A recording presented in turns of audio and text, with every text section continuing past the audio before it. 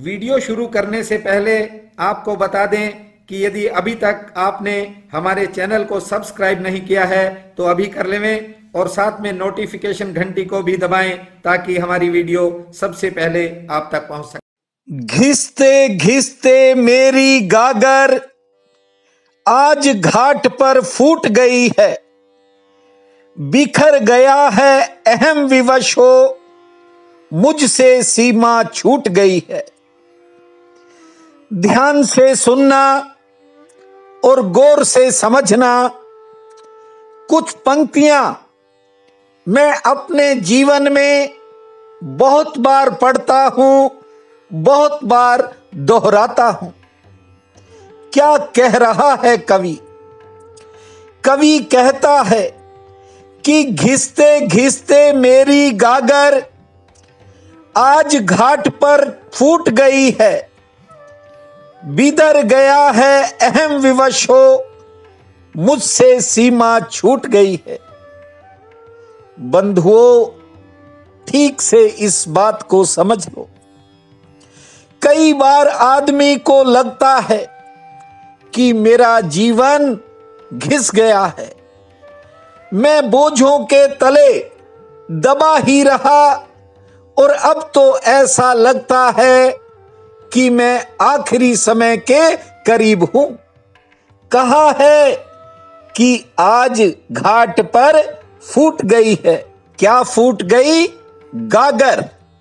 घिसते घिसते रोज पानी भर करके लाते थे और एक दिन वह घाट पर ही फूट गई।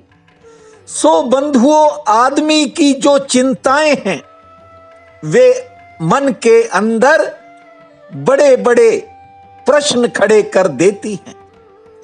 आदमी समझना तो चाहता है, लेकिन क्या कारण है कि आदमी समझ नहीं पाता? निज धर्म कहता है, ऊपर ऊपर हो तो यही हालत होगी। आप ऊपर ऊपर रहोगे तो रोम रोम छिद जाएगा। ध्यान से सुनिए, आज इस चैनल पर दिल से आपको कुछ बातें बता रहा हूं। बंधुओं, कोई जरा सा भी खरोंच देगा, आप सोचोगे कि मैंने इसके लिए इतना किया और इसने मेरे लिए ये किया। कुछ बातें ऊपर ऊपर चलती हैं।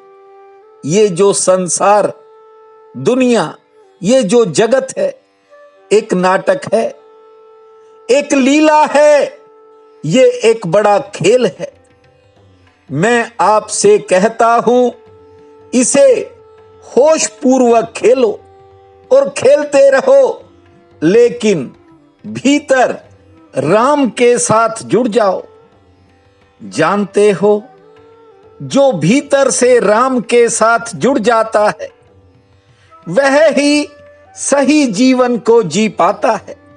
अन्यथा आप देखते भी हो और मेरी बात को समझते भी हो कि ज्यादातर लोग कठिनाई में ही जीवन को गुजार देते हैं। मुझे बहुत से फोन आते हैं, कहते हैं कि हम निज धर्म को समझना चाहते हैं। आज एक महानुभाव का फोन आया। उसने कहा कि कोई किताब आपने लिखी होगी, कोई तो बुक छपवाई होगी, कृपया आप एक बुक मुझे भिजवा दें। जो आप कहोगे, जितने पैसे कहोगे, मैं आपको मनी ऑर्डर से या फिर ऑनलाइन ट्रांसफर कर दूंगा। जरा सोचो, निज धर्म को भी लोग पाने की अलग अलग तरकीबें सोचते हैं। आज इस चैनल पर दिल से आपको एक कहानी सुना रहा हूं। बंधुओं, एक फकीर के पास एक आदमी गया। उसने कहा कि मेरे जीवन में तरह तरह के भटकाव हैं और उन्हीं के कारण मैं बेचैन रहता हूं। कभी कभी तो घर परिवार में मेरा मन बहुत विचलित हो जाता है। और मैं रोने लगता हूं, मुझे कुछ समझ नहीं आता, आप मुझे ध्यान सिखाने की कृपा करें। उस फकीर ने कहा कि तुम मुझे देखो और सीख सको तो सीख लो। अब वह आदमी मुश्किल में पड़ गया, क्योंकि फकीर अपने बगीचे में खड्डा खोद रहा था। उसने थोड़ी देर तो देखा, उसने कहा कि मैं बहुत बार खड्डे खुदते देख चुका हूं, मैंने भी बहुत खोदे हैं, आप कृपया करके मुझे ध्यान सिखाएं। उस फकीर ने कहा कि अगर तुम मुझे देखकर नहीं सीख सकते तो मैं और कैसे सिखा सकता हूं। मैं ध्यान हूं, मैं जो कर रहा हूं वह ध्यान है। मेरे गड्ढे खोदने को ठीक से देखो। उस आदमी ने कहा, मुझे तो लोगों ने भेजा था कि बहुत बड़ा विद्वान है, बहुत बड़ा ज्ञानी है और जिंदगी को गहराई से समझता है, इसलिए मैं आपके पास चला आया। अब मुझे लगता है कि मैं भी कहां आ गया। खड्डा खोदना ही मुझे देखना होता तो मैं कहीं भी देख लेता। उस फकीर ने कहा, 1-2 दिन रुक जाओ। अब वह रुक गया, क्योंकि बहुत दूर से आया था।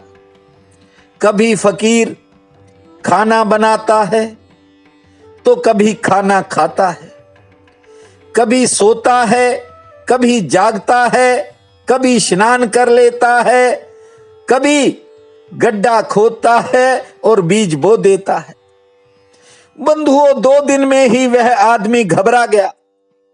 उसने कहा कि मैं आपके पास ध्यान सीखने आया हूं, इन सब बातों में मुझे कोई मतलब नहीं है। उस फकीर ने कहा, मैं करना नहीं सिखाता, मैं होना सिखाता हूं। दिल से सुना रहा हूं और आत्मा से सुनने का प्रयास करें। मैं करना नहीं सिखाता, मैं होना सिखाता हूं। अगर तुम मुझे गड्ढा खोदते देखो तो समझो कि ध्यान कैसे होता है। मुझे खाना खाते हुए गौर से देखो, समझ में आएगी कि ध्यान कैसे होता है। मैं ध्यान नहीं करता, मैं ध्यान हूं। अब वह आदमी तो पागल होने की स्थिति में आ गया। उसने मन में सोचा कि मैं किस पागल के पास आ गया। मैंने सदा एक बात सुनी थी कि ये ध्यान सिखाता है और ये तो कहता है कि ध्यान करना नहीं होता, होना होता है। उस व्यक्ति ने फिर फकीर से कहा कि मैंने तो सुना था कि ध्यान किया जाता है, अब तक मैंने ये बात नहीं सुनी कि ध्यान होता है। जानते हो उस फकीर ने क्या कहा? उसने कहा कि यह तो बहुत मुश्किल सवाल है कि पागल हम दोनों में से कौन है, और हम दोनों ये बात तय नहीं कर सकते। बंधुओं, आज जिस महानुभाव का फोन आया, उसे जब मैंने कहा कि सूत्र की, निज धर्म के सूत्र की न तो कोई किताब मैंने बनाई है और ना ही मैंने छपवाई है, उसने कहा कि आप तो बड़े अजीब आदमी हो, कम से कम दुनिया में इस ज्ञान को बांटने के लिए एक पुस्तक तो बनवा दी होती। बंधुओं, कुछ लोगों को पता ही नहीं कि निज धर्म क्या है। मैं तो आपकी सेवा में केवल ये सूत्र सुनाने आता हूं, और आज 5वां दिन है। याद रखना, 3 दिन और इस चैनल पर रहूंगा। आप भी 3 दिन आचार्य जी दिल से पर हैं। मेरी कुछ बातों को आप दिल से समझने का प्रयास कीजिए। वैशाख कृष्ण पक्ष के अंतिम दिनों में मैं इस चैनल पर आया हूं और आपको बता दूं कि एक घड़ी करीब आ रही है, सरकती हुई आ रही है, जो बड़ी कीमत की होगी, जो आपको अंतर ध्यान की तरफ ले जाएगी और जल्दी ही आपका मन अंतर ध्यान में लगेगा। इस मौके को चूक मत जाना। जन्मों जन्मों से वासनाओं ने खींचा है और बाहर की आदतों के कारण मन जो है कई बार आदमी का असमंजस की स्थिति में, दुविधा में खड़ा हो जाता है, क्योंकि संसार, कारोबार, घर परिवार, हजार तरह की बाधाएं आदमी के सामने होती है। मन अंतिम उपाय करेगा अपने को बचा लेने का, क्योंकि याद रखना, निज धर्म मन की मृत्यु है। ठीक से समझ लीजिए। बस जो भी आप करें ध्यान पूर्वक करते चले। जो भी कार्य घर के हों, परिवार के, बाहर के, दिनचर्या के, आप जो भी कार्य करें पूरे ध्यान पूर्वक करें। आपको ध्यान करने की जरूरत नहीं पड़ेगी। आज वैशाख कृष्ण पक्ष की द्वादशी है। शनि प्रदोष का व्रत रहेगा। बहुत ही बड़ा पावन काल है। उठते ही अपने कर दर्शन अर्थात अपनी हथेलियों को देखना, फिर धरती मां को प्रणाम करना, 12 बार लंबी श्वास लेने के बाद 60 बार ताली बजाना, फिर किन्हीं 4 पौधों में जल देना, सूर्य नारायण को नमस्कार करके हनुमान चालीसा का पाठ करना, एक समय का भोजन आज पुण्य में लगाना और शाम के समय शनि देव को याद करके घर की रसोई में एक दीप जलाना। भूमा शनै शनै, भूमा शनै शनै, भूमा शनै शनै। इस महामंत्र को जपना, समय आपका भाग्यशाली रहेगा। प्रिय बंधुओं व मातृदेवी शक्तियों, आज 8 मई दिन शनिवार है। आप सबको मेरा नमस्कार है। आज का राशिफल इस प्रकार है। मेष, किसी महत्वपूर्ण काम में आज आपकी दौड़ धूप बढ़ सकती है। शरीर थकावट महसूस कर सकता है। घर परिवार के कामों में सफलता मिलेगी और कारोबार के लिए आज का दिन सामान्य रहेगा। वृषभ, आमदन के लिए दिन मध्यम श्रेणी का है, लेकिन सरकार से संबंधित कामों में सफलता का रास्ता खुलता हुआ दिखाई पड़ सकता है। कोई रुका हुआ काम बनने का भी योग है। मित्रों का, अन्य लोगों का सहयोग मिलेगा। मिथुन, कार्य क्षेत्र के लिए आज दिन काफी शुभ है। कोई बड़ा फायदा मिल सकता है। यात्रा भी ठीक रहेगी। सेहत सामान्य रहेगी और किसी नए व्यक्ति से मुलाकात होगी जो फायदेमंद सिद्ध हो सकती है। कर्क, कोई रुका हुआ काम आज बन सकता है। कुछ कामों में विलंब अर्थात देरी हो सकती है। किसी यात्रा की योजना पर मन में विचार होगा। गृहस्थ में कोई खर्च बढ़ सकता है। दूसरों का कोई काम आपके किसी निजी काम को प्रभावित कर सकता है। सिंह, मन में कुछ बातों को लेकर असमंजस पैदा हो सकती है। किसी करीबी के साथ थोड़ा बहुत मनमुटाव भी हो सकता है। कारोबारी सितारे ठीक हैं। आमदन ठीक होगी। कुछ कामों में इंतजार करना पड़ेगा। सेहत पक्ष सामान्य है। कन्या, महत्वपूर्ण कामों में आज सफलता का योग है। कोई विशेष सहयोग मिलेगा। रोजगार से आमदन सामान्य होगी। सेहत के प्रति सचेत रहें। संतान संबंधी कामों में खर्चा होने पर सफलता का योग है। तुला, कोई घरेलू परेशानी कुछ समय मन को घेर कर बैठ सकती है। आमदन के लिए आज से दिन ठीक है।